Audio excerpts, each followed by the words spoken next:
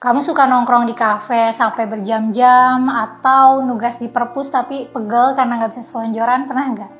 Nah, tahu nggak sih di Korea Selatan ada yang namanya room cafe nih. Konsepnya itu semacam kafe tapi ada private roomnya gitu. Isinya ada kasurnya, ada TV, ada AC. Udah kayak hotel aja, cuman kafe gitu.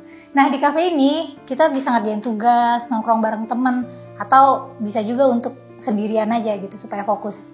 Tapi yang lagi rame banget nih, room cafe ini disalahgunakan oleh oknum remaja yang dicurigai menggunakan room cafe untuk berbuat tindakan yang nggak pantas nih. Bahkan room cafe ini sekarang tuh jadinya kesannya negatif di mata masyarakat Korea Selatan. Kenapa ya kira-kira? Mereka pada ngapain nih di room cafe? Simak ulasan selengkapnya bersama aku Mela hanya di Pro Kontra.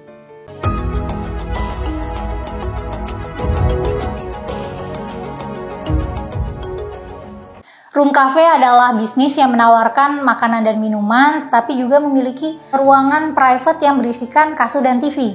Salah satu netizen di Twitter dengan username @tang_kira, nah dia cerita, room cafe ini awalnya muncul di tahun 2010. Room cafe ini jadi tempat alternatif hotel buat orang-orang yang pengen istirahat dengan harga murah atau untuk istirahat sebentar aja gitu, tapi nggak mau buat hotel semalaman. Nah, umumnya room cafe ini adalah ruangan kedap suara yang berukuran 3x3 meter dengan kasur dan TV. Bahkan ada juga room cafe premium yang nyediain fasilitas kamar mandi. Kalau ini mah udah kayak hotel banget ya.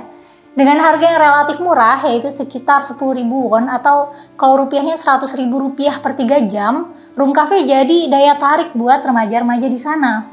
Saking terlihat menjanjikannya bisnis ini, banyak room cafe yang dibangun di sekitar sekolah atau kampus untuk narik minat orang-orang kalangan remaja sekolah. Nah, tapi emang boleh ya anak di bawah umur masuk ke room cafe? Sebenarnya nggak boleh untuk anak di bawah umur untuk masuk room cafe, tapi kenyataannya tempat ini sering jadi tempat favorit anak-anak sekolahan buat main sama pacarnya nih.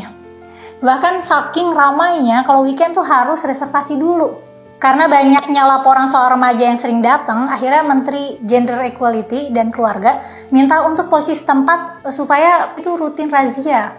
Edukasi tentang sex education juga jadi prioritas pemerintah sana. Karena selama ini siswa tuh cuma diajarin soal mutual consent, tapi nggak diajarin soal bahaya dan konsekuensi seks di bawah umur. Dan sekarang pemerintah setempat beserta polisi lagi gencar-gencarnya melakukan razia di room cafe ini. Ternyata bukan polisi Indo aja nih ya, ternyata yang suka razia. Pihak kafe juga ditanyain sama polisi apa mereka ngecek kartu identitas atau enggak. Tapi ternyata emang nggak dicek, soalnya yang datang emang anak sekolahan semua, bahkan banyak juga yang masih pakai seragam. Banyaknya penggerebekan ini karena polisi tuh khawatir tempat ini tuh bukan cuma jadi tempat pacaran aja, tapi takutnya tuh jadi tempat prostitusi atau tempat peredaran narkoba. Bahkan ada nih undang-undang yang mengatur untuk pihak yang menyediakan fasilitas untuk tindakan asusila ke anak di bawah umur, ada hukumannya. Hukumannya itu penjara 2 tahun dan denda sekitar 20 juta won atau sekitar 230 juta rupiah. Ada juga nih film Korea yang mirip dengan tema room cafe ini. Filmnya judulnya Room Number 7 yang punya salah satu latar adegan di mana tempat rental untuk nonton DVD jadi disalahgunakan untuk transaksi narkoba. Dan sempat juga diangkat di komik webtoon yang judulnya How to Fight Chapter 92. Tapi apa bisnis room cafe ini bakal ditutup sepenuhnya karena fenomena ini?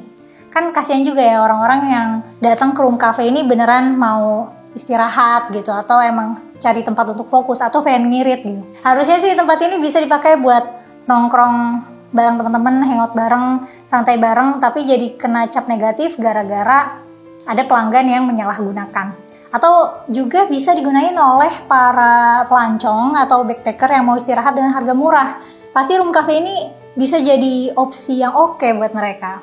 Gak sedikit juga nih netizen yang komplain. Ada yang bilang room cafe ini kalau digunakan sesuai dengan tujuan utama sih ya bakal berguna banget. Tapi kalau mau pulang ke rumah terus kejauhan kan bisa ke situ aja dulu. Apalagi wifi lancar, bisa sekalian me time, bisa sambil nonton drakor atau main game. Salah satu netizen juga ada yang berkomentar kalau tempat ini tuh cocok buat skripsian supaya bisa menghindari suruhan orang di rumah karena kalau di perpus kan nggak bisa selonjoran. Kalau menurut kamu gimana nih? Apa pendapat kamu mengenai room cafe ini? Apakah kalian setuju room cafe ini diberhentikan atau jangan, atau malah di Indonesia harusnya ada juga nih room cafe? Tulis pendapat kalian di kolom komentar ya. Jangan lupa juga untuk subscribe Geolife plus nyalain lonceng notifikasi biar nggak ketinggalan konten terbaru Geolife. Like dan share video ini kalau kamu rasa bermanfaat. Aku Mela pamit dulu, sampai ketemu di video selanjutnya.